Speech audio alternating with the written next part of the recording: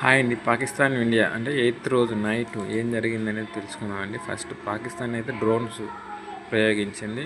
ఎక్కడి నుంచి అంటే గుజరాత్ నుంచి జమ్మూ కాశ్మీర్ మధ్యలో చాలా అంటే మన ఏముండదు విమానాశ్రయాలు కూల్చేస్తే వాళ్ళు యుద్ధం చేయడానికి ఉండదు, దానికి ప్రయత్నం చేసింది. దానికి మన S-400 వాళ్ళతో పేల్చేశారు. మన వాళ్ళు గట్టిగా బలంగా ఇచ్చారు. దాంతోపాటు రెండోది ఏంటంటే కరాచీ అంటే మన వాళ్ళు సైనిక స్థావరాల మీద యుద్ధం చేశారు. మన విక్రాంత్ అనేది కరాచీ నౌకల పాకిస్తాన్ నౌకలు ఉంటాయి కదా, వాళ్ళని యుద్ధ నౌకల్ని మొత్తం బాంబులతో పేల్చేశారు.